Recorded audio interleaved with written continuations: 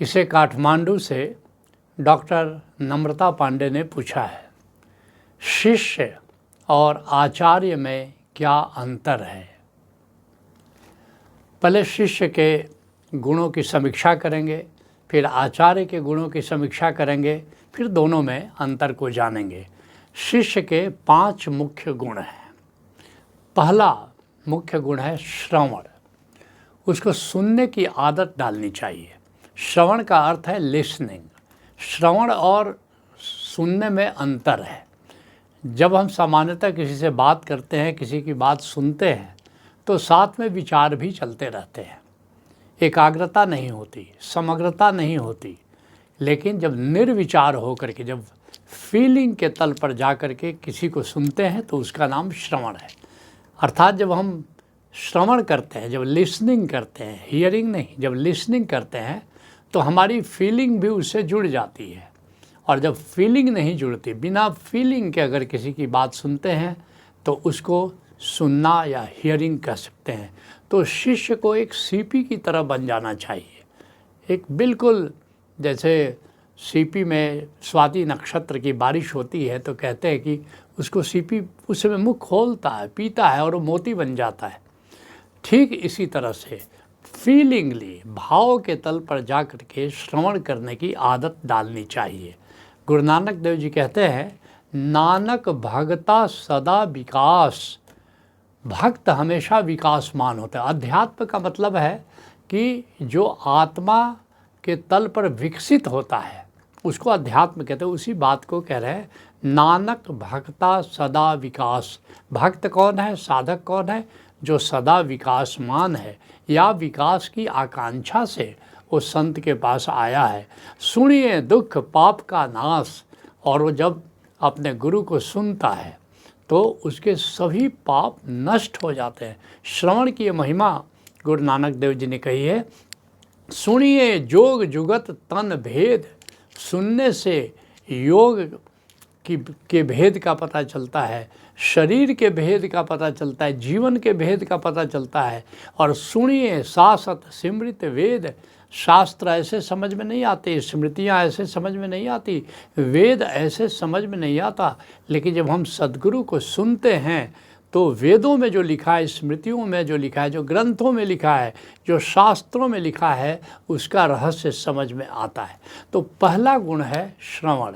जब आप सद्गुरु को सुनो तो फीलिंग के तल पर, भाव के तल पर प्रेममय होकर के सद्गुरु को सुनो। दूसरा जो शिष्य का गुण है वो है मनन। चिंतन नहीं, मनन। चिंतन जब आप अपनी जानकारी के आधार पर विचार करते हो तो उसका नाम चिंतन है। जब आप अपने अनुभव के तल पर विचार करते हो तब उसका नाम मनन है। अर्थात आप, गुरु ने कुछ कहा, आपका अनुभव क्या कहता है, आप अपने अनुभव से उसको समझने की कोशिश करो कि जो सद्गुरु कह रहा है, आपके जीवन में भी क्या ऐसा ही अनुभव नहीं होता है। क्योंकि गुरु जो भी कह रहा है वो अनुभव के तल पर कह रहा है। तो अपने अनुभव के तल पर जा कर के उसको समझने की कोशिश करें। और ये मनन बहुत ज़रूरी है। और इसी मनन से प्रज्ञा जगती है, इसी मनन से विवेक पैदा होता है। तो एक अंडरस्टैंडिंग चाहिए, एक समझ चाहिए शिष्य के भीतर, जिसके लिए कबीर साहब कहते हैं, भंवर जाल बगुजाल है अबूढ़े बहुत अचेत। एक तो संसार का जाल है, भवसागर का जाल है, और ऊपर से बगुलों का जाल है, झूठे गुरुओं का जाल बिछा हुआ है। कहते दोनों से बचना है। जैसे मछुआरे मछली मारते हैं तो वहाँ बगुलों की कतार भी आ धमकती है।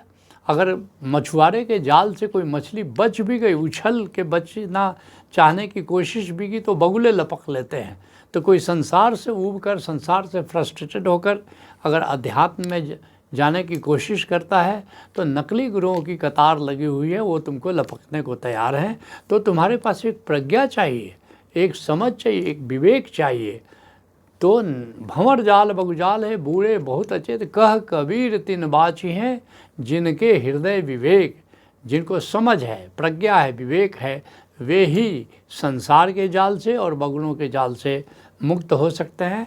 तो शिष्य के भीतर मनन की क्षमता, क्योंकि ये प्रज्ञा, ये विवेक, ये मनन से पैदा होता है, चिंतन से पैदा नहीं होता।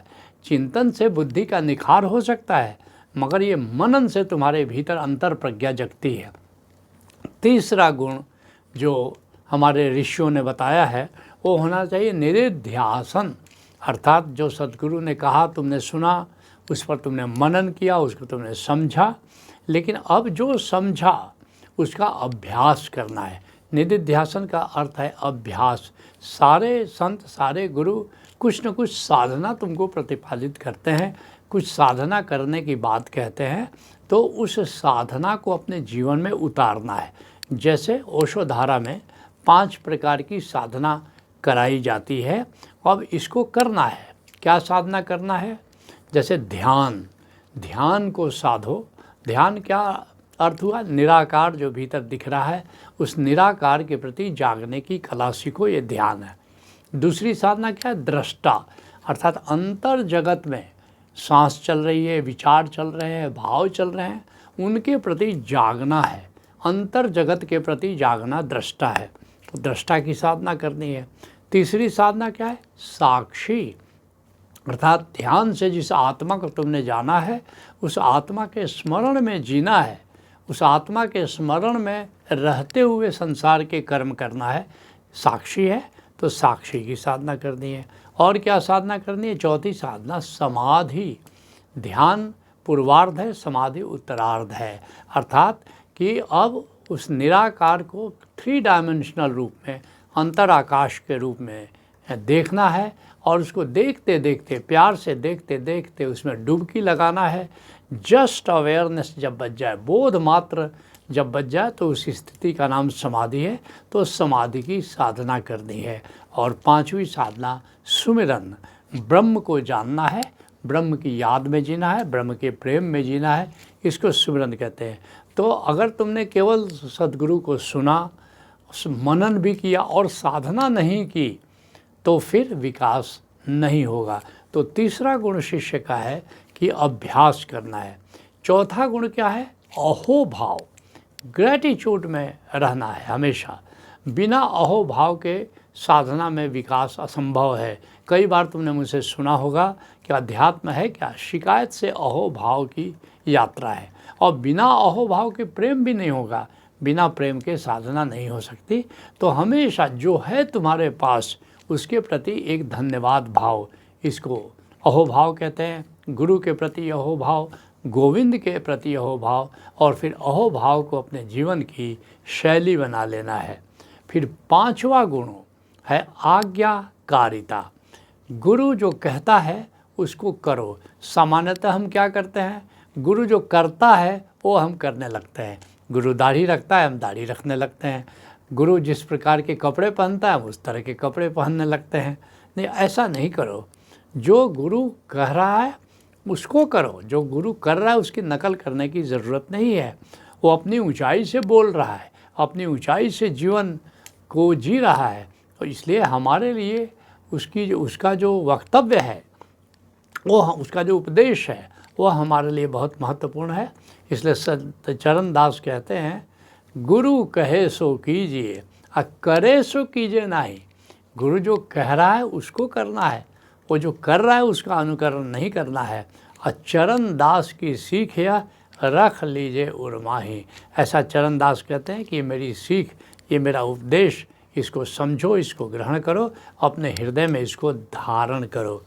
गुरु रामदास इसके लिए कहते हैं, गुरु छिड़के तो मीठा लागे। बड़ी प्यारी बात कह रहे हैं कि कभी कभी गुरु डांटेगा भी, तो उसको अन्यथा नहीं लेना है, क्योंकि वो तुम्हारे विकास के लिए है, तुम्हारा कल्याण मित्र है। गुरु तुम पर वो करुणा करके तुमको डांट रहा है, इसलिए कहते हैं गुरु छिड़के। तो बड़ी करुणा है गुरु की कि वो डांट रहा है। बस परमात्मा और गुरु में इतना ही भेद है। परमात्मा फुसफुसा के कहता है, वो डांटता नहीं है। चाहे तुम गलत मार्ग पर ही क्यों नहीं जा रहे हो, थोड़ा फुसफुसा के एक बार इशारा कर देगा, लेकिन गुरु तो डांटेगा कि नहीं ऐसा मत करो, आग को मत छुओ, हाथ जल जाएगा। वो डांट करके भी तुमको कह सकता है। कबीर साहब कहते हैं, गुरु कुम्हार शिष्य कुंभ है। गुरु की भूमिका है, वो डांटेगा, वो तुमको गढ़ेगा, वो कुम्हार की तरह है, शिष्य घड़े की तरह है। लखी लखी काढ़े खोट, देखते जब घड़ा बनाता है कुम्हार तो कुछ भी खोट हो, कोई कंकड़ है, पत्थर है, उसको निकालता है। तो कहते हैं कि गुरु कुम्हार शिष्य खूब है, लकी लकी काढ़े खोट, अब भीतर देत सहार है, बाहर बाहर चोट। घड़ा बनाते समय देखते हो भीतर से कुम्हार कैसे सहारा देता है और बाहर हथौड़ी से उसको थोड़ा ठक ठक भी करता है और देखता भी जाता है कि घड़ा मजबूत तो बन रहा है। तो इसलिए ये बहुत ज़रूरी है कि शिष्य में ये अगर 5 गुण है तो निश्चित रूप से साधना में उसकी गति होगी, अध्यात्म के मार्ग पर उसका विकास होगा। अब आओ जानते हैं कि आचार्य कौन है और आचार्य में कौन कौन से गुण होने चाहिए। तो आचार्य में 10 मुख्य गुण होने चाहिए। क्या क्या है? पहला, सम्यक सेवा, सेवा भाव होना चाहिए, परोपकार भाव होना चाहिए, दूसरे की ज़रूरत के अनुसार उसका सहयोग करना है। जो दूसरा नीड में है, ज़रूरत में है या कोई भी ज़रूरतमंद है तो मदद करने का भाव होना चाहिए। तो इसका नाम है सम्यक सेवा। संसार की सेवा करनी है, गुरु की सेवा करनी है, गोविंद की सेवा करनी है, तो भीतर एक सेवा भाव होना चाहिए, एक परोपकार। ये स्वार्थी जीवन नहीं, आचार्य को अपने आचरण में परोपकार, सेवा, दूसरे के कार्यों में सहयोग करना, ये भाव उतारना है। दूसरा गुण होना चाहिए सम्यक प्रार्थना, अर्थात केवल सहयोग देना ही नहीं है, सहयोग लेना भी है, क्योंकि अकेले अकेले तुम बहुत कुछ नहीं कर सकते। वैसे भी दूसरे से प्रार्थना करना, दूसरे का सहयोग लेना हमारी निरहंकारिता को दर्शाता है। तो हमें सम्यक प्रार्थना, हमको संसार का सहयोग लेना चाहिए, गुरु का सहयोग लेना चाहिए, देवताओं का सहयोग लेना चाहिए, गोविंद का सहयोग लेना चाहिए, ये सम्यक प्रार्थना है। और फिर तीसरा गुण क्या होना चाहिए? तीसरा गुण है सम्यक स्वीकार। घटनाएं घटती रहती हैं, कभी अनुकूल घटेगा, कभी प्रतिकूल घटेगा, तो हमको क्या करना है? प्रतिकूल का भी स्वीकार अहोभाव के साथ करना है, इसको सम्यक स्वीकार करते हैं।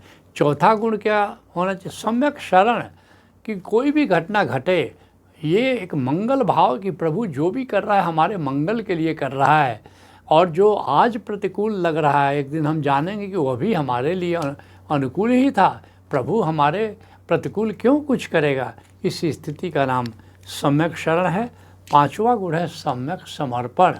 सृष्टि द्वंद्वात्मक है, राम है तो रावण है, हीरो है तो विलेन है, तो हमको सृष्टि जैसी है उसको वैसा ही स्वीकार करना है। प्रभु की सृष्टि है, उसमें गलत कुछ हो ही नहीं सकता। तो ये भाव समर्पण भाव है, एक आचार्य में ये ज़रूर होना चाहिए। छठा गुण है सम्यक दृष्टि। सम्यक दृष्टि क्या है?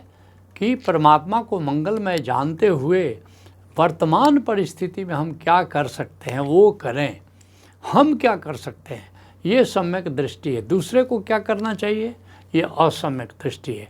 वर्तमान परिस्थिति में हमें क्या करना चाहिए, ये सम्यक दृष्टि है। गौतम बुद्ध कहते हैं न परेशम विलोमानि, न परेशम कथा कथम। दूसरे का दोष मत देखो, दूसरे को क्या करना चाहिए क्या नहीं करना चाहिए इसका विचार मत करो। अतनो व अवेखे वो कतानी अकतानी च, तुम अपना ही देखो कि वर्तमान परिस्थिति हम क्या हमें करना चाहिए, क्या हमको नहीं करना चाहिए। और जो सातवां गुण है वो प्रसन्नता। भगवान कृष्ण गीता में कहते हैं मुदिता। आचार्य को सदा प्रसन्नम, हमेशा प्रसन्न रहना चाहिए। तो सदा अभी एक कार्यक्रम है राइट माइंडफुलनेस है, तो राइट माइंडफुलनेस में सदा प्रसन्न रहने की विधि बताएंगे, कैसे सदा आनंदित रहे। तो आचार्य को हमेशा एक सद्य स्नात, एक सद्य प्रसन्नता हमेशा उसके चेहरे पर, सदा मुस्कान उसके चेहरे पर दिखनी चाहिए। जो आठवां गुण है शील है, एक आंतरिक शिष्टाचार, एक विनम्रता होनी चाहिए आचार्य में, तो ये शील का गुण बड़ा महत्वपूर्ण है। और नवां गुण है उमंग, हमेशा खिला हुआ, हमेशा जोश में होना है, एक थ्रिल होना चाहिए, उत्साह मन में होना चाहिए, एक ऊर्जावान दिखना होना चाहिए उसको। तो उमंग या थ्रिल ये बहुत ही इम्पॉर्टेंट गुण है। और सबसे बड़ी बात 10वां गुण है प्रामाणिकता चाहिए, ऑथेंटिसिटी चाहिए। वही बोलो जो तुम करते हो, वही करो जो तुम बोलते हो। कथनी और करने में भेद नहीं होना चाहिए। जो चीज़ स्वयं नहीं करते हो वो उपदेश नहीं दो, और दो तो ऐसा बोलो कि बुद्ध ऐसा कहते हैं, ओशो ऐसा कहते हैं। ऐसा मत करो कि तुम खुद नहीं करते हो और खुद ही बोल रहे हो कि जैसे तुम स्वयं करते हो। तो एक प्रामाणिकता चाहिए कथनी और करने में। मनसा, वाचा और कर्मणा, ये तीनों में तारतम्य होना चाहिए। एक प्रामाणिकता जीवन में चाहिए। तो ये आचार्य के गुण है। अब तुमने पूछा है कि शिष्य और आचार्य में फिर भेद क्या है। तो शिष्य और आचार्य में मुख्य 5 भेद हैं। क्या भेद है? शिष्य गुरु को प्रेम करता है और आचार्य गुरु का एक्सटेंशन है, आचार्य गुरु का विस्तार है। तो ये द्वैत जो शिष्य और गुरु के बीच में जो द्वैत है, यह द्वैत भी मिट जाता है। आचार्य अपने को गुरु का हाथ, गुरु का पाँव, गुरु का मुख समझता है। दूसरा भेद है कि शिष्य संघ का हिस्सा है।